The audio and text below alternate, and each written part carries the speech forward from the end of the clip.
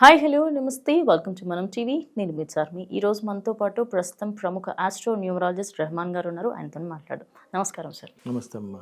Sir మీరు ఏ ఏ శాస్త్రాలను ఉపయోగిస్తారు సార్? నేను ఫస్ట్ ఆస్ట్రాలజీ చార్ట్ చూస్తానమ్మా. మన లైఫ్ 80 to 90% మన జాతక చక్రం ప్రకారమే జరిగిద్దమ్మా. ప్లస్ న్యూమరాలజీ ప్రకారం అసలు పేరు బాగుందా లేదా, పేరు బలం అంటారు. పేరు బాగుంటే లైఫ్ బాగుంటుంది, పేరు బాగోకపోతే లైఫ్ చాలా ఇబ్బందిగా ఉంటుంది. సో పేరు ఎలా ఉన్నది, అలానే చెయ్యి చూస్తాను. చెయ్యి చూసి కూడా అద్భుతమైన విషయాలు చెప్పచ్చు. అలానే ఫేస్ రీడింగ్, ఒకరిని చూస్తే పెట్టబుద్ధి అయింది, ఒకరిని చూస్తే కొట్టబుద్ధి అయింది అని ఆ ఫేస్లో కూడా మన 100 years మన లైఫ్ తెలుస్తూ ఉంటుంది. అదేవిధంగా signature is the most important in the life. ఎలా సంతకం పెడుతున్నాం ఏంటి, దాని మీదే మన హెల్త్ ప్రాబ్లమ్స్, మన లీగల్ ప్రాబ్లమ్స్ అన్నీ తెలిసిపోతుంటాయి. ఓకే.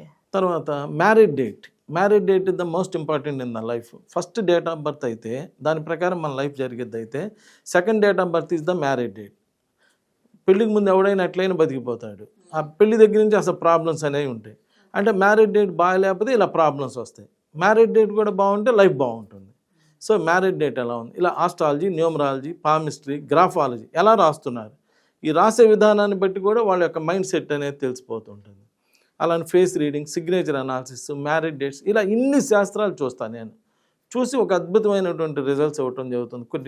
కొన్ని సంవత్సరాల నుంచి ఇలా ఎంతోమంది నా దగ్గరికి వచ్చి ఇలా అన్ని రకాలు చేయించుకొని ఇలా మేలు పొందటం అనేటువంటిది జరుగుతూ ఉంది. సార్ మనము ముందటి ఎపిసోడ్స్లలో సంతానలేమికి సంబంధించి మాట్లాడుకున్నాము. అసలు ఇలా న్యూమరాలజీ పరంగా, ఆస్ట్రాలజీ అన్నిటి పరంగా మాట్లాడుకున్నాం. మీ దగ్గరకు వచ్చిన వాళ్ళలో ఏదైనా ఒక సక్సెస్ స్టోరీ మా వ్యూవర్స్ కోసం షేర్ చేస్తారా సార్? మా విజయవాడలో ఒక గైనకాలజిస్ట్ ఉన్నారమ్మా, ఫేమస్ గైనకాలజిస్ట్.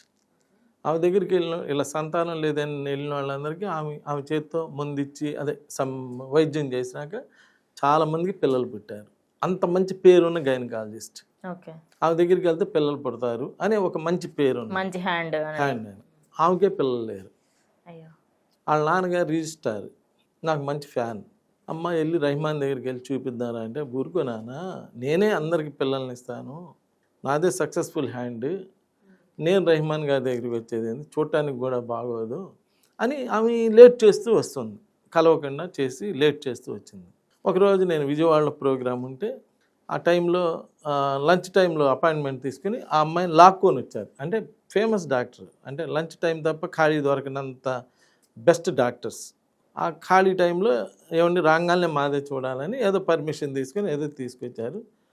అయినా అమ్మాయి విముఖంగానే అంత సముఖంగా లేదు. ఎందుకంటే ఇదేంది, మేము చేస్తే ఇంత మందులు వాడి ఇంత చేస్తేనే కలగనప్పుడు ఈయనేదో పేర్లు అది చేస్తాడు ఇది చేస్తే పిల్లలు కలుగుతారా అని చెప్పి వచ్చారు. సరే అమ్మాయికి అమ్మాయికి పేరు చూపించి ఎందుకు పిల్లలు లేరో చూపించి అమ్మ నేను అనేది ఏంటంటే ఒక్క ప్రయత్నం చేయి, నేను ఇలా సెట్ చేస్తానని అది కూడా చదివించా. సంతానం లేని వారు ఈ సంఖ్యను ఉపయోగిస్తే తప్పనిసరిగా సంతాన భాగ్యం కలిగిద్ది అన్నాడమ్మా. నిజమా అని చెప్పి పోటీ కోసమైనా నువ్వు ఇలా ఫాలో అవ్వు, అయ్యి పిల్లలు కలగలేదనుకో ఇలా ఉట్టి మాటలు ఇలా రాశారు బుక్లో అయినా కలగరని చెప్పి ఊరంతా చెప్పి పడేసాయి. ఎదురు నీ దగ్గరికి చాలామంది వస్తారు కదా, అందరూ చెప్పి పడేసాయి అని చెప్పా. సరే అని ఇదే పని నీకు నాకు అని చెప్పి అనుకున్నారు. తెలంగాణ అమ్మాయి పుట్టింది. అమ్మాయికి నేనే పేరు పెట్టా. వాళ్ళ అసలు ఇప్పుడు వాళ్ళు కొత్త హాస్పిటల్ పెట్టాలన్నా ఏదైనా కొత్త బ్రాంచెస్ అలా ఓపెన్ చేయాలన్నా ఏది చేయాలన్నా ఆ అమ్మాయే ఫస్ట్ నేను ఫాలో అయింది, ఇంక వాళ్ళ నాన్నగారు ఫాలో అవ్వాల్సిన అవసరం లేదు కదా. అంటే సక్సెస్ అలా చూపిస్తే అలా ఉంటుంది. ఇలా మనం ఎప్పుడైతే పాజిటివ్ మైండ్తో ఉంటామో అప్పుడు అన్నీ మనకి దగ్గర పాజిటివే జరుగుతాయి అమ్మ. ఇక ఏముందిలే అంటే ఇంక ఏమీ లేదమ్మా, ఇక ఏమీ లేదు. అక్కడ బాగా ఆలోచించండి. అసలు ఇంత కాన్ఫిడెంట్గా ఎలా చెప్తున్నాడు. అందుకని నేను అనేది ఏంటంటే వచ్చి, సార్ మీరు ఇంత కాన్ఫిడెంట్గా చెప్తున్నారు, మీరు ఫలానా అడ్రస్ ఇవ్వండి అంటే అడ్రస్ ఇస్తాను, అక్కడికి వెళ్ళి కనుక్కొని ఏంటమ్మా నిజమేనా లేదా, మీ చుట్టాలు ఉంటారు, మీ ఫ్రెండ్స్ ఉంటారు, ఏంది ఇలా రెహమాన్ గారు అంటే ఇలా చెప్తున్నాడు, ఏందయ్యా రిజల్ట్ ఉంటుందంటే ఎస్ 100% ఉండిద్ది, మన ఫీజుకి అయితే ఢోకా అయితే లేదు, చక్కగా మంచి గైడెన్స్ ఇస్తాడు, అన్నీ ఇస్తాడు అని చెప్పారనుకో ఫాలో అవ్వండి. లేదనుకో మీ పని మీది నా పని నాది. నాకు ఫోన్ వస్తే నేనేం చెబుతాను తెలుసా, జస్ట్ నీ పేరు నీ ఫోన్లో నీ డేట్ ఆఫ్ బర్త్ కొట్టు, రెహమాన్ న్యూమరాలజీ అని నీ డేట్ ఆఫ్ బర్త్ కొట్టంగానే నీ గురించి మొత్తం చెప్పేసి ఉంటా. ఎస్ బా నా గురించి ఇంకెలా తెలుసు, అవన్నీ అట్ట చెప్పాడు అని నీకు అనిపిస్తే నన్ను కలువు. నీకు అక్కడ ఏది కలవలేదనుకో నీ పని నీది నా పని నాది, అంతే కదా. అలా వాళ్ళ ఫోన్ నేనే ఫస్ట్ అపాయింట్మెంట్ ఇవ్వను, వచ్చి జాయిన్ అవ్వమన్ను. ముందు నీ గురించి అసలు నేనేం చెప్పానో తెలుసుకో, నేను కరెక్ట్గా చెప్పానని నీ మా అంతరాత్మగా అనిపిస్తాను నన్ను కలువు, లేదా లేదు.